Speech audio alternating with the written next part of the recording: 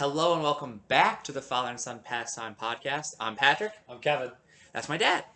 We have taken a little hiatus of this, Dad, but we're back here. Baseball season is just about to get started. We're very much looking forward to that. As you can tell, we've been kind of moving our studio, so in a few episodes, we'll see a different background, a different studio. So that's kind of why we've been a little, a little out of it. But hey, we're still very much following baseball. We've had a lot of fun success over the offseason. Obviously, my dad called the 2020 World Series victors with the Yes. Los Angeles Dodgers. Good World Series. It was. That one of the games with the Rays was just a hell of a comeback and Yeah. one of the best World Series games I can remember. Yeah. And I had a lot of success in the offseason as well. I was the champion of the two of us who predicted the not by no means all, but the most correct landing locations for that top 50 free agents that we do every year. Yeah. A lot of surprises this year. yes, we both know our fair share of baseball, so of course this is more credence to our great podcast. But speaking of the off season, this episode's about the winners and losers of the off season. We're going to look at each division, the East, Central, and West of the American League and the National League, to find, hey, who really did a great job this off season, who made the right trades, the signings, and maybe who didn't. Maybe they weren't active, maybe they just gave up a lot of players, maybe they just had bad media relations. So we'll see really who both of us think are the winners and losers of each division of Major League Baseball. One thing I want to plug in very Sure. quickly, as the evolution of the free agent season happened, which was really past January, that it had some momentum finally, there was a whole bunch of one-year deals. So this coming free agent season is going to be the biggest ever. So once this season's over, it is going to be hundreds and hundreds of players who will be in free agency. And don't forget, this next season is the discussion about the contracts and the union, the CBA, and I think that's going to be that. So this is going to be a very unique offseason, next offseason with CBA, all the free agents, and how baseball goes forward. Yeah, I think I'm just happy that we're going to get a full 162 game season. Hopefully, get your vaccine, absolutely, so we can watch a full season of Major League Baseball. We'll talk next episode about sort of our 2021 predictions for playoffs and World Series and all that stuff. Who's going to make the playoffs, who won't. But now we're recapping the 2020-2021 offseason. We're starting the AL East.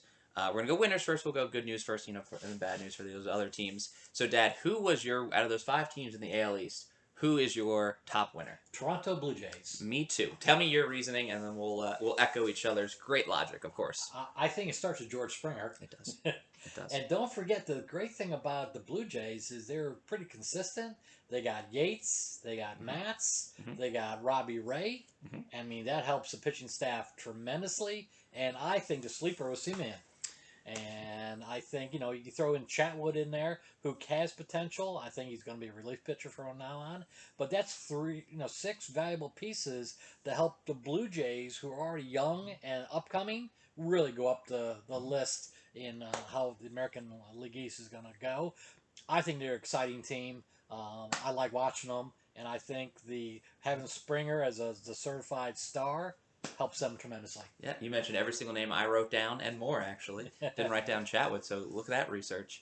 I also look at there wasn't a lot of competition to be so great in this division. Correct. Boston traded some stars with Benintendi. They re-signed a few people, but not much. Yankees made some moves with re-signing some people that they needed, like LeMahieu, great re-signing, but not necessarily a big win. There's not a loss, if that makes any sense. Yankees didn't lose this, but Blue Jays, I think, made bigger strides to get better. Yankees more maintained. So let's switch. Go ahead. Did you have something to say that? The only thing the Yankees did, and hopefully it works out, was Kluber. Yeah. They rolled the dice on. But then you're looking at just swapping him with Tanaka. Correct. So, I don't know. Again, you're replacing. You're just maintaining. Yeah. I didn't think growth happened for the Yankees. I think they got a good steal when they got the pitcher from... Jameson. Yeah, hell of a name. Shots to Jameson, everybody. He had that going his whole life. You just know he did. Yeah, but I'm thinking that was a steal. Yeah. Another bad move for the Pirates, but that's going to add to their starting rotation. He's young, and I think he'll have a good year with the Yankees because he has some offense behind him. So the number 2, in my opinion, was the Yankees, really, because you Mayhew. That's fair. But then, after that, it went downhill pretty quickly. Well, let's transition to the biggest loser in that division. who I believe are the Tampa Bay Rays. You know what? I had the Orioles because I can't believe they just don't do anything and they have the money. But you are correct. The Tampa, who was in the World Series, they could have Yep. plateaued up, but instead traded, Yeah. their best pitcher, and then all of a sudden never replaced that person. And during their lineup and all that, I think they're counting on their farm system to just replenish, and they have a great farm system. They got some really Yeah. good players. But as I looked at Tampa Bay, um, and then looked at the Orioles. Orioles never signed a player that was star worthy Correct. again. Yeah. And then whoever was star worthy, they traded. Here's why I chose the Rays over the Orioles. Fan base. If you're an Orioles fan right now, you didn't expect them to have a great offseason. You didn't expect them to sign George Springer or Nelson Cruz or Correct. some big name They're not going to do that. that would get fans in the seats. They're still rebuilding. It's almost a name you just throw off because you don't expect them to even sign a major person. Good luck to Matt Harvey in Baltimore. The Rays, you get to the World Series. You prove that you earned it by winning games against the Dodgers. You didn't get swept. You put up a fight. Yeah. You trade away your ace with Snell. Morton signs very quickly in Atlanta, and you don't replace them. Yeah, I You, agree. you don't get any stars. You get a few people. You get Michael Wacha, who was a star at one point, in my opinion, with the Cardinals, and then you got Chris Archer back. Right. But again, you look at top tier pitchers, in my opinion, with Morton and Snell, who played every single series of the Rays postseason. You don't replace them. So those are big wins. those are big game pitchers too. Yeah. You replace them with Archer. I don't think is And any Rich Hill. Don't forget Rich Hill. Oh yeah. I just don't think Archer especially doesn't have any big game experience. Wacha has a 2013 World Series as a rookie, I think, versus the Red Sox. They're going downhill, so uphill. Right, and I think that's a hard pill to swallow if you're a Rays fan getting now to the World Series twice with no ring. How do you spin that? So I just think you're a loser. I really think Tampa Bay's were a loser this offseason. Yeah. And they're going in, by the way, not as the favorites. It's very weird to go into a division of the next year, and they're not ranked as first.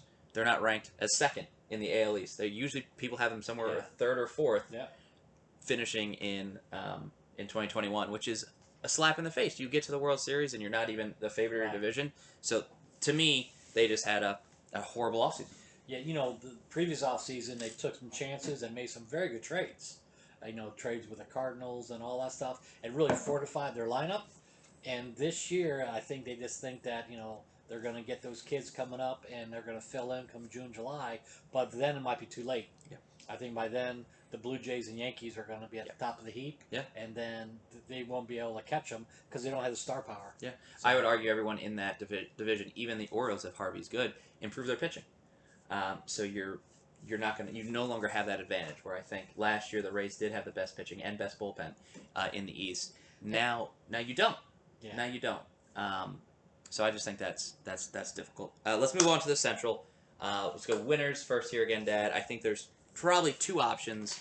Who'd you choose? We're talking American League or National? American League Central. American League Central. I got the winners as the Royals. Whoa. That was not my one or two. I was thinking Twins or White Sox. So tell me. Benintendi is the guy. Okay, so they obviously got Benintendi. They got Michael Taylor. Yep. They got some old names with Greg Holland and Wade Davis. Santana. They got Carlos Santana, too. Yep.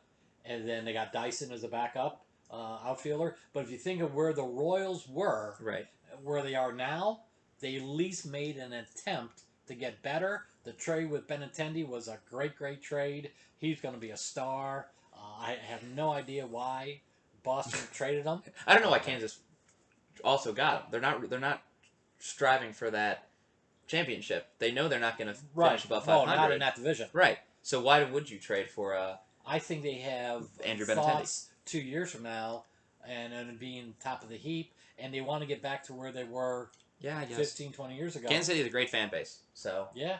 And, just the little pieces they added. Minor was one of them as well. So, you're talking... they got some pieces that make them better than what they were. I think they might improve 15, 18 wins over last year. I think that would be great. And then maybe we look at this again at this time next year and then, hey, absolutely, Kansas City was a great winner of the offseason. Yeah. I don't think they'll get 18 wins. I think they will go up. And I applaud all the signings and the trades they did. They're trying. better than Detroit, who I don't know what the hell Detroit did this offseason. But they're not my loser because it's the same logic as Baltimore on that. They weren't expected to do well, but we'll get to the loser in a second. I have the Twins as my winner of the AL Central. So, a few things. They did maintain, but they made some great strides as well. So they maintained with obviously keeping Cruz, which is a big thing. A lot of people thought he was going to the White Sox. There's a lot of rumors that he was going to be the DH of the White Sox, and that would be a killer to the Twins. And then we could look at Twins as a loser in that regard. But they got some really low-risk, high-reward pitchers with J.A. Happ, Matt Shoemaker. Matt Shoemaker's at one point with the Angels had a ton of strikeouts, so he has the ability to be a great pitcher. And I think he got signed for the league minimum.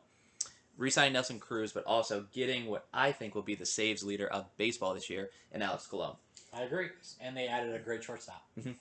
And that shortstop, he'll be a free agent. And think of all the free agent shortstops they're gonna have this offseason. He'll go high. Yeah, I agree. Twins is my second pick. There's some good winners in this division, but I had a tough time when they signed Cruz. That was the one. If they didn't sign him, it wouldn't have been as good as an offseason. Agreed. He's a vital part of their lineup. Agreed.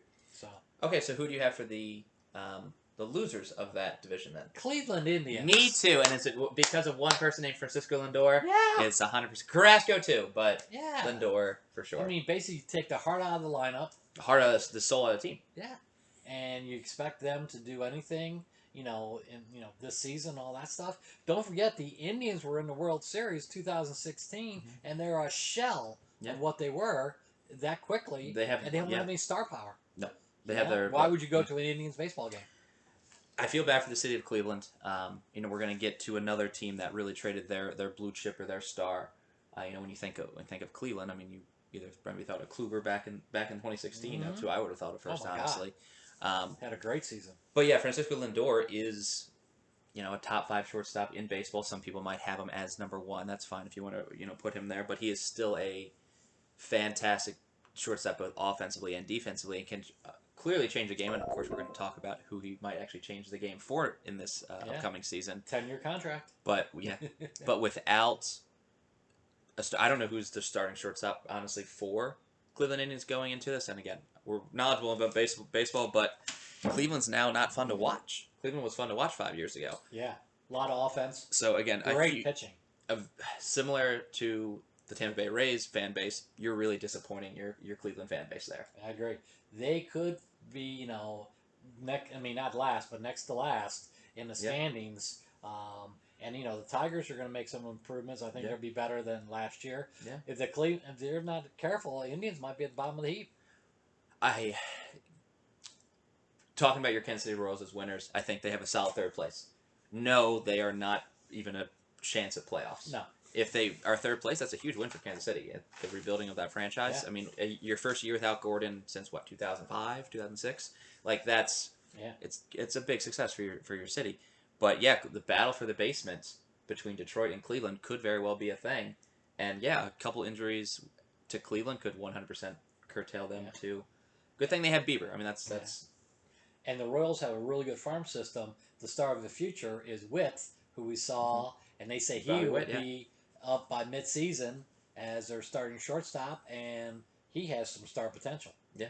So again, Kansas City has a farm system that's going to start filling the ranks as well. So I think might be a fun team to watch next year. It's a bright future in Kansas City, but this year to be between the Twins and the White Sox. Oh, big time! And enjoy that battle. But we'll talk predictions at the next episode. Yes. Moving on to the West, the Wild West of baseball, where the West became the best. Especially the NL West, it'll be the best, most fun division to watch this year in baseball is the NL West, and I don't think there's an argument there. AL West, Ed, who is your winner? Astros. Wow, winner is the Astros. Very curious. They're almost someone I was considering as a loser. Tell me why you're a winner. It's just a re-signing. I know, but that was key to keep them there. Do you think the Brantley signing was more just, we just lost Springer, let's go get Brantley? They needed something in the outfield. Right. Okay. But then they got a good starting pitcher with Ordozuri. Jake, yeah. Ordorizzi. Yep. And then they got a couple pieces of the bullpen, and then Castro as a catcher. So Baez and Sisek. is going to Steve be Steshik, right? It's tough I name. mean that's to me, if you look at the rest of that division, they probably had the best fill in the blanks, build a rotation, fill in some of the weak spots of any other ones. So I chose them. I thought this one was a rather easy one. In the comments below, let us know who got this one right. But the Los Angeles Angels. So you got both Iglesias. So you got Jose as your starting shortstop and Raziel as your closer, and then you get Dexter Fowler as your third outfield, and now has become a stellar outfield. I mean, Trout, Fowler, and Upton. If all of them can hit and all of them can stay healthy, I think that's the best outfield in baseball.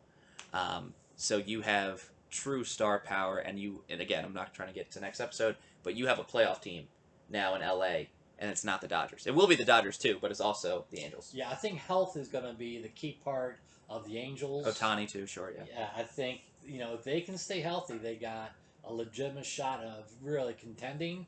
But it's gonna be interesting to see where they are in May and June Right. and all that stuff. And little secret, Dexter Fowler is one of his favorites. So no matter where he goes, that's part of it. Yeah. But When the Cardinals got him, I thought the yeah. Cardinals won the offseason too. Yeah, Quintana. I mean, Yeah, they got Cobb too from the Orioles yeah, for nothing. Yeah. What else is new? Yeah. Yeah, any valuable pitcher, the Orioles trade for nothing. They have history. This Trent Bundy. Yeah, So they have history with and the Angels. he's did well last year. Yeah. But Quintana had his issues with the Cubs, so we'll see if he can rebound. But he's a good, steady lefty, and I think they were short on lefties in the rotation, so we'll see what happens. But yeah, Angels are my number 2 in that division. Yeah, again, I'm not saying the Angels are 100% my clear first place. I think the Athletics are still qualified. The Astros will still have a winning season for sure. The other two teams will not. But the Angels deserve power top 10, 100%. Like, you have Rendon, you have Trout. You should always be in the top 10 power rankings. And you are going to make a playoff. And Upton. Yeah, and Upton. You are always going to have a playoff push now, and I think they finally earn the respect in LA, and it's not just the Dodgers. And good for Trout to be on a contending team. Yes, I would like to see him more than one playoff series. I think he had like a wild card series, Yeah. or a wild card game. One of his first seasons in the majors. Yeah. But yeah, so I have the Angels being the winner out of that. Sound off who you think's the right there if you have a different opinion. Now the losers here, Dad, I would like to go first on. Sure. Because I had high hopes for this team. If you watch previous podcasts, you'll see that I really thought that the Seattle Mariners would sign a lot of free agents and they would try. My reasoning, and this is the only time I've ever said this, is the media relations caused them to be the biggest losers of the offseason. Across the board. Not just the West for me, but the entirety of baseball. Ooh, that's a hell statement. I know. Because you got the Pirates in there. I know. And you have the Rockies. I'm well aware. Don't forget. Yeah, I'm well aware.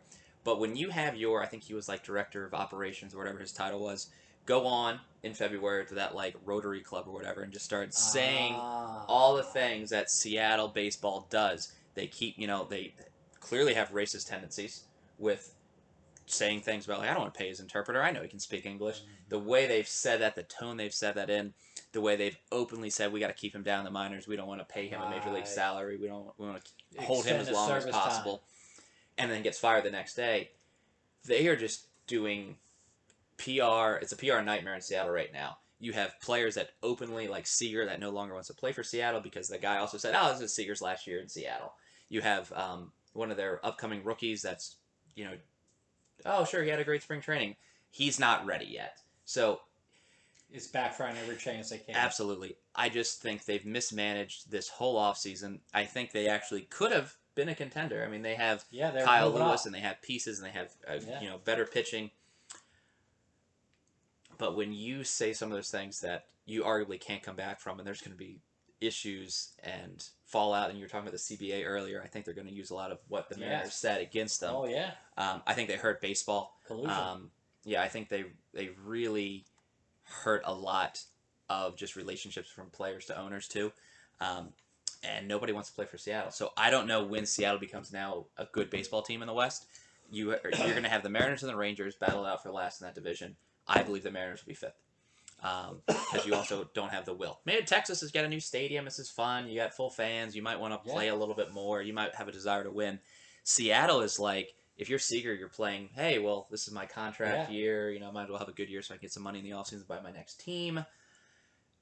you just don't have a desire to play. You don't have King Felix anymore in Seattle, so like, it's also hurt the fan base as well. So I very disappointed in the Mariners, and yes, you were my biggest loser of the offseason. I had them in that division by having another contender for the worst one. Sure. But so did you put him as the loser for the? I did. Yeah, I figured. I did. More reasons or just more media and stuff? then Paxton blew out his arm already. Yeah. They're one big signing. Yeah. We're filming this a couple games into. This is our only filming opportunity. As we're moving, like we said. So we're filming this a couple days into the Major League season. Yeah. But so I agree with that. Even if Paxton was 100% healthy, they're just, again. Oh, I agree. Yeah. I think they had Ken Giles and Paxton as their big signings. Just to recap the AL East winners, I have Blue Jays, Twins, and Angels. Here you go. Blue Jays, Royals, Astros. All right. And losers, I have Rays, Indians, Mariners. Orioles, Indians, Mariners. It's about half similar. About I think 3 out of 6 there. All right. Well, if you're an American League fan only, you can, thanks for listening. But if you are a National League, we're going to keep moving right along. Let's talk about the NL East, Dad. Biggest winner. New York Mets. New York Mets are being positively talked about on this podcast. They're being positively talked about in baseball. It's been a while. Congratulations. They spent some money. Lindor, the extension, the trade. They got Carrasco too. You always he's a little bit of shadow in that trade, but McCann as a catcher. I mean, that's very valuable because they had a big void there, and they re-signed Stroman. I think so. Their rotation is pretty good. I think they also did the smart call by getting McCann versus Real Muto because cheaper long term, and then you could have put more money to your star shortstop, and now you can market Lindor for a decade versus.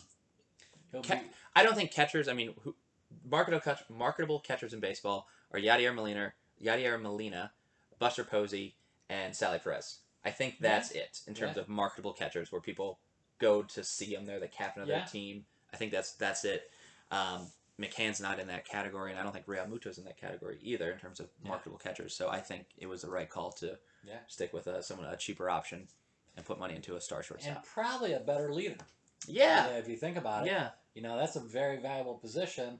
And with that pitching staff, I think they had a reliable catcher that was going to be out there. And they added some things to the bench. So, I think that, the Mets, if they would have gotten, like the rumor had it, and they would have got the Brantley, that would have really been something.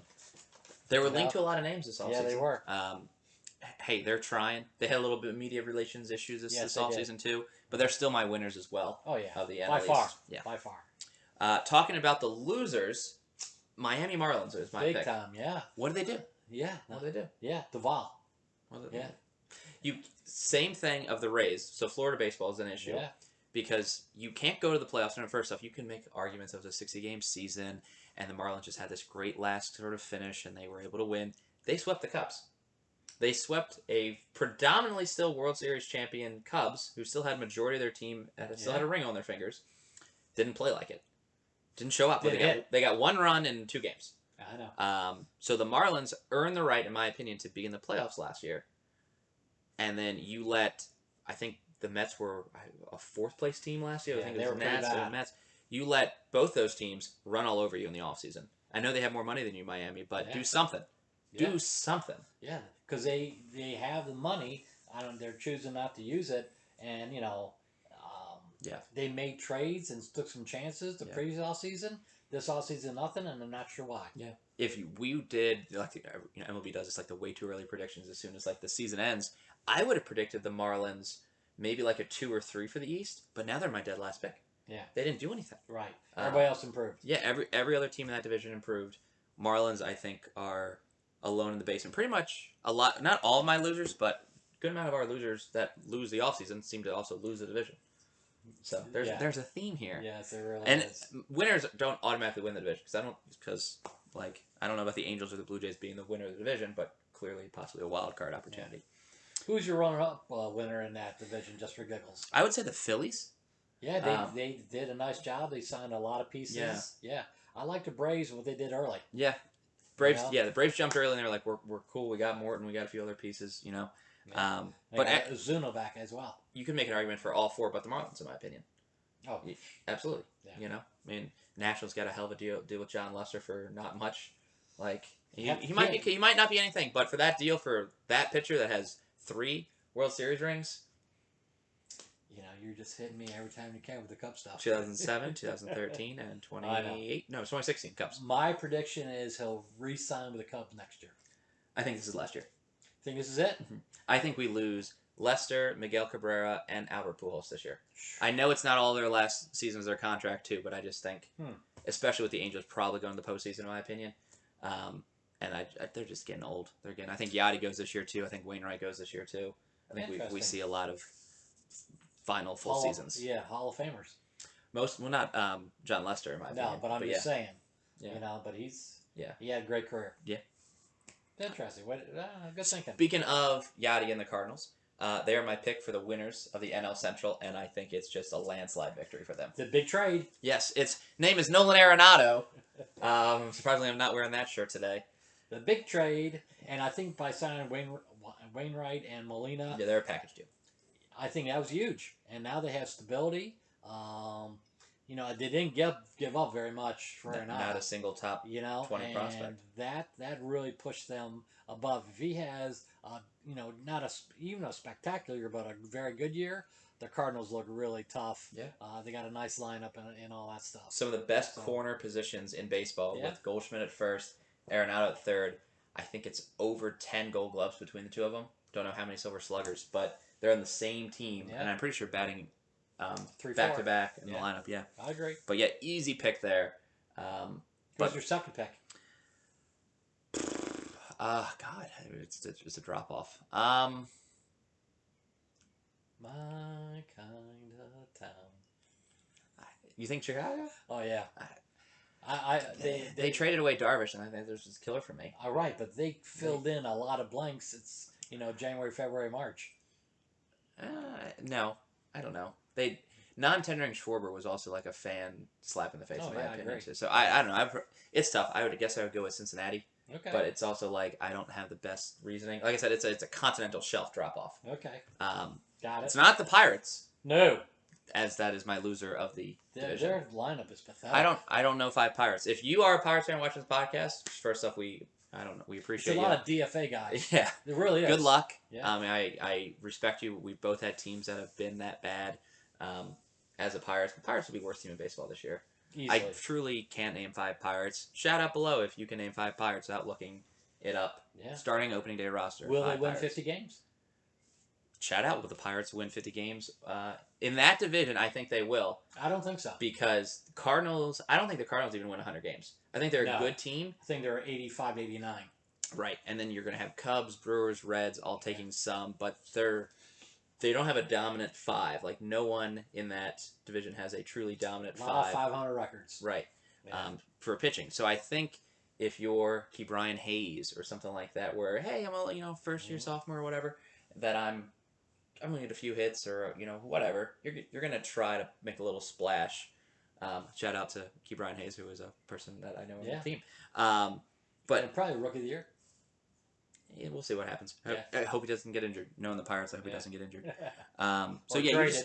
You traded away a guy again. We're filming this a few days into the season. Joe Musgrove, who just threw a no-hitter, first one in Padres history. You kind of are beside yourself at that point. You traded away your whole rotation. Yeah, and Musgrove wasn't the person who I thought would have gotten that no-hitter. Yeah. But you traded away the recognizable names that you would see the normal highlights of on SportsCenter, or the ones that should have gotten maybe like an All-Star nomination. Now I don't know who your All-Star might be come July. So it'll probably be Brian. Maybe. Yeah. Keep Brian. But good luck, Pirates fans. I hope that Ben Sherrington is able to give you some good off seasons in the future. If you want to see a baseball game, travel to Pittsburgh. You'll get box seats. $5. It's a 10-cent beer night in Pittsburgh this off season or this summer. Yeah. All right, let's talk about the West. Can we talk about the West? Let's talk about the West. Because the NL West had the biggest moves in terms of pluses and minuses in baseball this offseason. The winner should clearly be the San Diego Padres. I think we can both agree on that. Easy.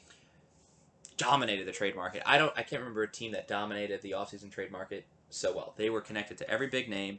Blake Snell, Yu Darvish, Mark Melanson, who was a signature. They signed him. And then Musgrove, who just did that no-hitter. That's just to name some of them. There's more people on that list. But don't forget Profar. I know that we got just nothing, just nothing. That happened last. That happened this offseason, or was it midsummer? No, this offseason. Okay, guys, my bad. Sorry about that, San Diego. But regardless, there've been so many improvements to your team. We're coming and going. It's just crazy. And they got that Japanese player. Oh yeah, as shortstop, third baseman, I think. Yeah, Kim. Yeah, Kim. That's right. Yeah. So think about that. Exactly. There's so many new names to San Diego. First, a lot of New Jersey sales, not the state, but the jersey. So yeah, the Padres are an approved team, and they were already a playoff team. The Dodgers have made, in my opinion, all reactive moves. Every move they've made, whether it's a trade themselves or a signature, re-signing Justin Turner or something like that, it was done in reaction to a trade, getting Snell or Darvish or something like that. They lost Jock Peterson. They lost Kiki Hernandez. They lost some bullpen pieces. They lost some character on that team. Yes. Now they're still largely a World Series team. They're still They still got Betts. They still got Muncy. Yeah. They still got Taylor. They got Gavin Lux, who might be Rookie of the Year. There's still a great team. Los Angeles and San Diego, in my opinion, will both win over 100 games because they can beat up on a lot of people in their division. San Francisco, you're going to earn third. Congratulations. You will not go to the playoffs, but you'll be a safe third. They had some good signings, too. Yeah, but again, not anywhere near San Diego or LA. Yeah, and then, there's Kevin Gossman, yet another Oriole that found himself, and that was a very good pitcher. Jake Arrieta. It seems to be a pattern here. Listen, Zach Davies, they tossed him out, and he's one of the more reliable starters in the National League now. Yeah. So, yeah. So then you have Arizona. Madison Bumgarner, welcome back, get some wins, hopefully. And then you're going to have a distant fifth of the Colorado Rockies, who now just earned the only good thing happening Colorado baseball-wise this summer will be the All-Star Game and Home Run Derby. But 500 feet Home Run Derby. Yeah, it's just going to be monstrosities hit. But losing Arenado and also just For nothing, but just the implications and the things he said about your organization. For years, but really when he was exiting, the morale is low in Colorado. You've done nothing to replace him. I don't know if any of the talent that you acquired in that trade will become MLB talent. Fan base. That's clearly my thing that I keep going back to. These small cities that, again, or these small markets, not small cities, but Tampa Bay, Miami, Pittsburgh, Colorado, you could argue Seattle and Cleveland, although they're a little larger. You need the most loyal fans because especially those first four cities I mentioned, are people that struggle with attendance. Correct. And now you're putting out no team. So you have to do something in the offseason to attract customers to come back. And it can't just be like, hey, baseball's back. We haven't had baseball in 18 months. Yeah. For some people, that's not enough. For your loyal, diehard baseball people, of course it is. It doesn't matter. They'll see any team. There's always loyalists. But to fill those stadiums at whatever capacity percentage, fan base. You're not getting anyone new. So that's the real disappointment here that Colorado could, if it doesn't get their act together, could see their last All-Star Game, Home Run Derby this summer. Yeah, great stadium, by the way. Coors Field is fantastic. We went there in 2019 when baseball was still a thing, of course. And we had a lot of fun there. Easy to get to with mass transit. Avoid Rocky Mountain oysters. Don't do those. But I mean, right in the heart of the city, mass transit. It's got all the elements you need to be a great stadium. But now there's no stars. The shortstop. Trevor Story, who I think will get traded. Yeah. That just depends on what point. Yep.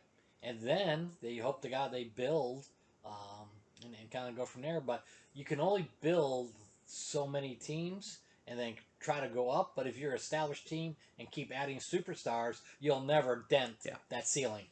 I also think, as we look at talent versus Colorado or Pittsburgh, Colorado is more talented. But because of the division they're in, I think Colorado will actually lose more games than Pittsburgh this year. Will Trevor Story be there at the trade deadline? Again. So also, Ryan McMahon is a good player, too. He's a second baseman, third baseman option for them. They have, and then you still have Charlie Blackmon. You have talented all-stars. Even if you're not on the Rockies, you're an all-star, in my opinion, with Story and Blackmon especially. But you're going to get trounced by the star-studded pitching of L.A., now San Diego. You still got to face Madison Bumgarner when you play Arizona. You still have to face Cueto when you play San Francisco, and now Gossman. there's some guaranteed losses if you're Colorado, if you're playing home or Padres away. just going to sweep them every time. Right. I mean, you have to play the Dodgers and the Padres 36 out of your 162 games. You could argue that it's going to be high 20s or low 30s of those losses. Yeah. Like, realistically, I don't think it's a sweep every single time as possible, but you're going to lose a solid 30 games to those people right off the bat and win 6 out of 30. That's terrible. You may split with San Francisco. You may, take a few series from Arizona, but then you got to play, there's all the other non-division games, and it's just... Yeah, I'm not sure. Can you imagine a Cardinals-Rockies series? I haven't looked at the schedule yet for them, but I would watch Arenado play as a former team. I would love that. Yeah. I don't know if it's a thing. It should be a thing. Because before, Colorado would always score runs. You can't say that anymore. And then the pitching is so inept, they're going to give away a lot of runs. Yep. So it's Colorado, you're going to give away runs regardless. So I'm just saying, those old times that it was 10-8 and all that stuff, now I'm more 10-4, 10-3, and they're on short end of the stick. Yeah. So, you go to Colorado, you're going to watch the other team, not watch the home team. It's tough. Yeah. To recap, the NL, my winners were New York, St. Louis, and San Diego. Same. Boom. Hey, we agree. And the losers were the Marlins, the Pirates, and the Rockies. Same. Nationally, again, has been a little easier, and I think there's always more debate in the American League anyways. But yeah, so that is our recap, our winners and losers of the offseason. Let us know in the comments if you agree, disagree, have some completely different team that we didn't mention for some reason. So yeah, let us know your thoughts. And yeah, welcome back to the Father and Son Pastime podcast. We're happy to have you. It was a lot of fun to be back.